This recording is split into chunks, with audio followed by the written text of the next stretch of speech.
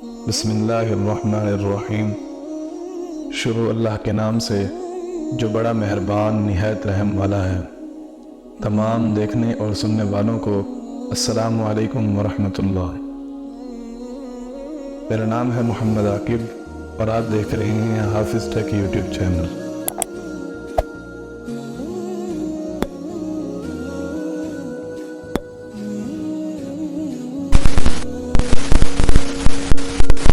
آج کی اس ویڈیو میں ہم حضرت عیسیٰ علیہ السلام کے بارے میں جانیں گے کہ انہوں نے اپنی زندگی میں کون کون سے معجزات دکھائے اور ان کی پیدائش کس طرح ہوئی اور کس مقام پر ان کی پیدائش ہوئی اور کس طرح انہوں نے اپنی والدہ کی گود میں اپنی والدہ کے حق میں گواہی دی۔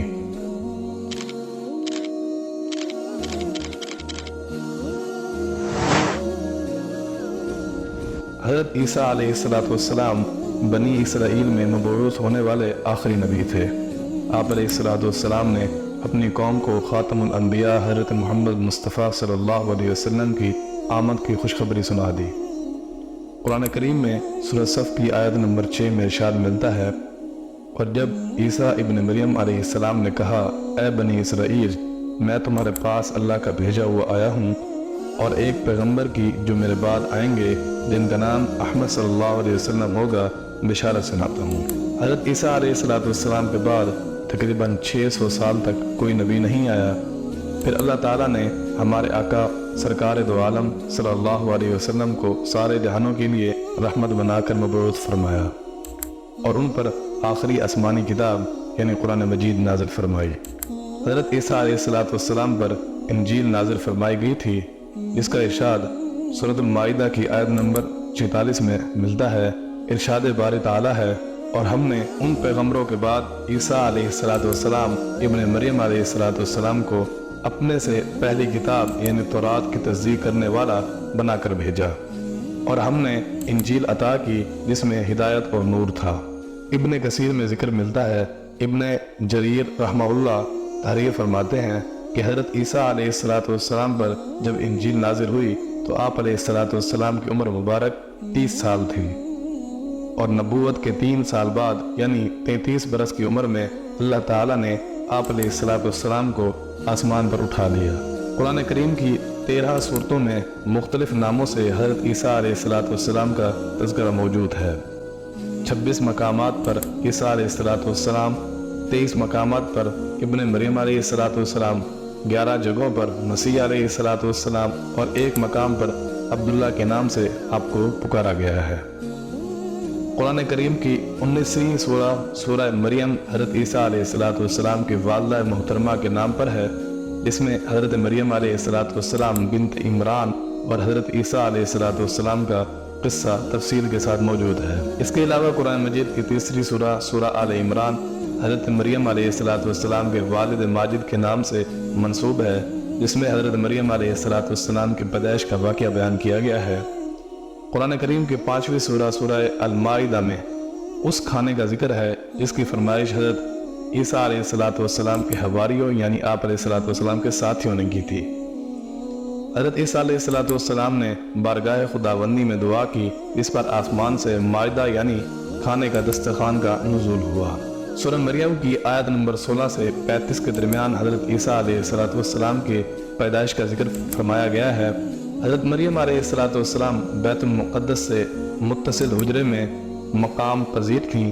ایک دن وہ مسجد کی مشرقی کونے میں عبادت یا کسی اور مقصد سے تشریف لے گئیں اور پردہ کر لیا۔ امام قرطبی رحمہ اللہ فرماتے ہیں کہ وہ حسب عادت یکسوئی کے ساتھ عبادت الہی میں مشغول ہونے کے لیے حجرے کی مشرقی جانب کسی گوشے میں تشریف لے گئیں۔ حضرت ابن عباس رضی اللہ تعالیٰ عنہ سے منقول ہے کہ نصارہ نے جو مشرق کی جانب اپنا قبلہ بنایا اور اس جانب کی بڑی تعظیم کرتے ہیں، اس کی یہی وجہ ہے۔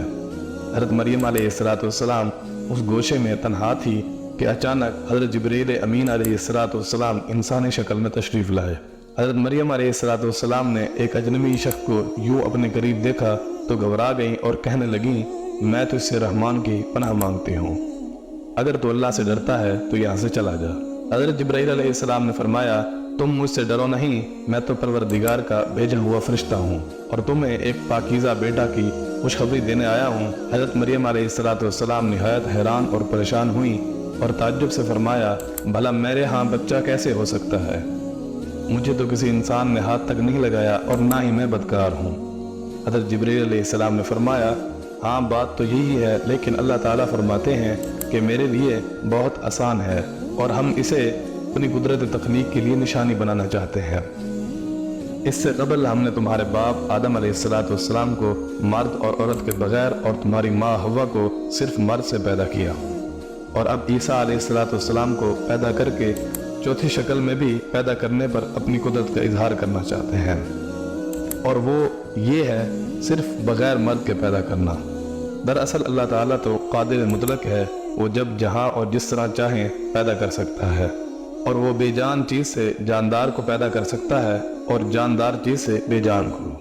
بیٹے کی بشارت کے بعد حضرت جبرائیل علیہ السلام نے آپ علیہ السلام پر پھونک ماری اور وہاں سے چلے گئے۔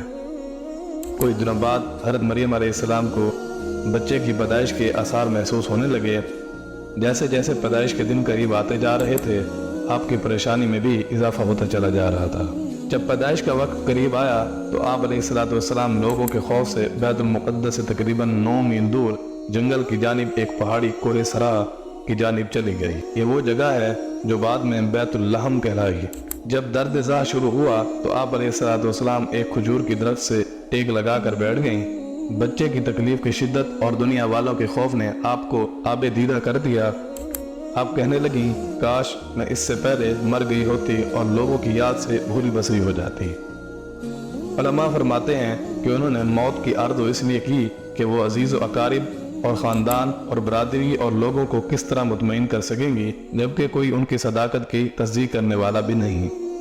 ان کی شہرت ایک نیک پارسا اور زاہدہ کی طور پر تھی، لہذا ان کے لیے یہ تصور بھی بڑا روح فرسا اور تکلیف دہ تھا کہ لوگ انہیں بدکار سمجھیں۔ ابھی حضرت مریم علیہ السلام انجانے اندیشوں اور وسوسوں میں گھری ہوئی تھی کہ حضرت جبرائیل علیہ السلام نے وادی کے نیچے سے آواز دی، اے مریم علیہ السلام، پریشان نہ ہو، تمہارے پروردگار نے تمہارے قدموں تلے ایک چشمہ جاری کر دیا ہے، اور ذرا اس کھجور کے درخت کو ہلاؤ، دیکھو یہ تمہارے سامنے تر و تازہ کھجور گرا دے گا۔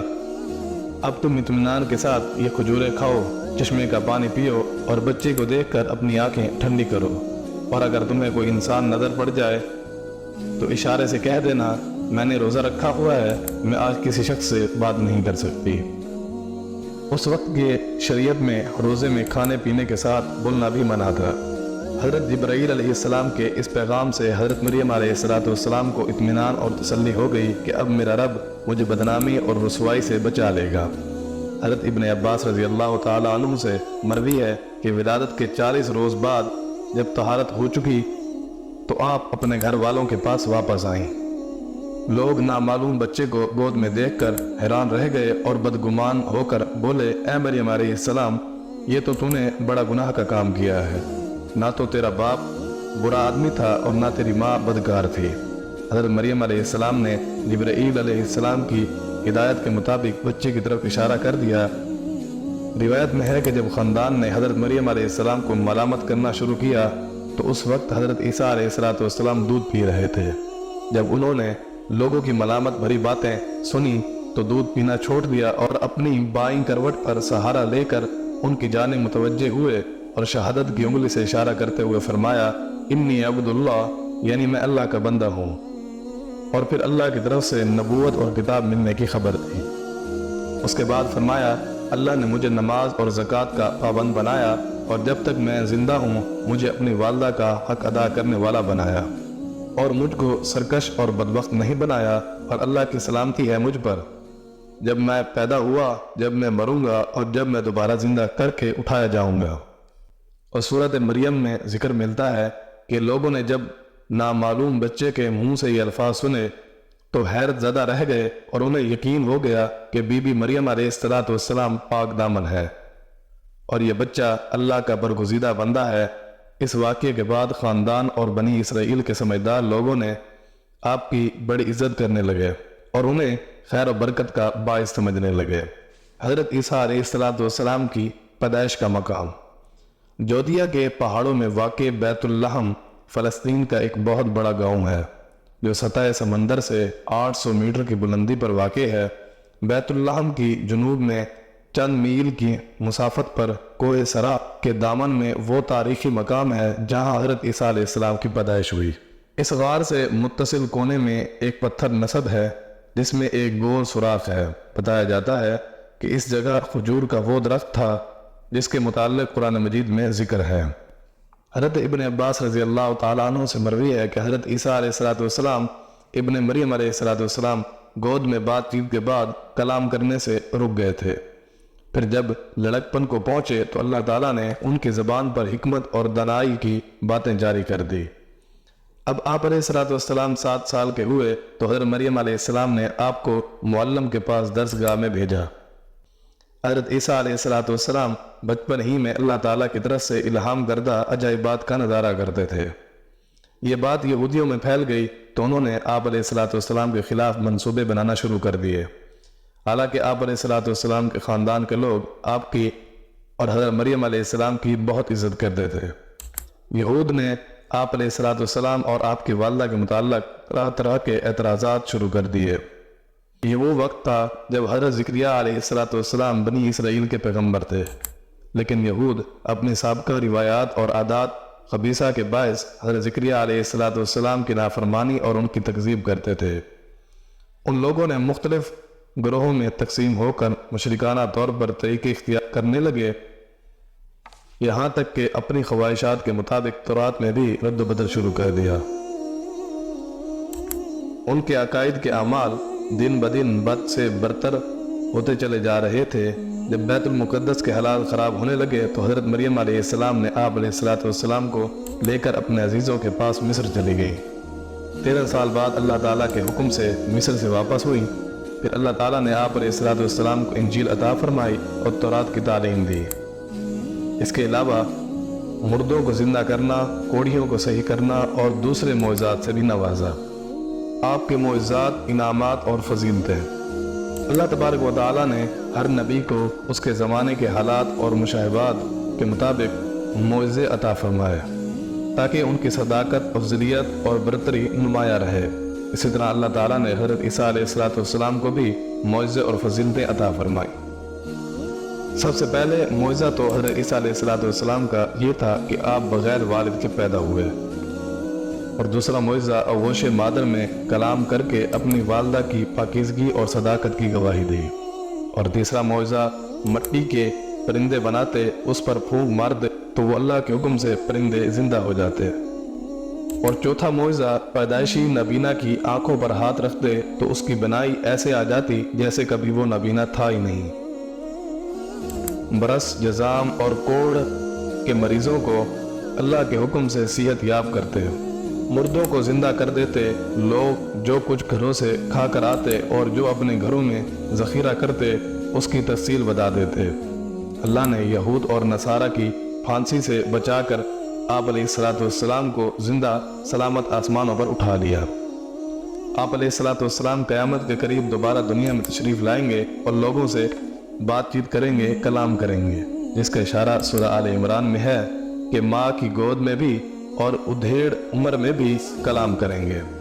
جب آپ علیہ السلام کو دنیا میں دوبارہ بھیجا جائے گا تو آپ امت محمدیہ صلی اللہ علیہ وسلم کی قیادت کے لیے بحیثیت خلیفۃ الرسول صلی اللہ علیہ وسلم اور امتی بن کر تشریف لائیں گے۔ آپ علیہ السلام مسلمانوں کے ساتھ مل کر جہاد کریں گے، دجال اور خنزیر کو قتل کریں گے اور صلیبیوں کا صلیب بھی توڑ ڈالیں گے۔ زمین میں امن اور برکت ہوگی اور دنیا میں صرف اسلام رہ جائے گا۔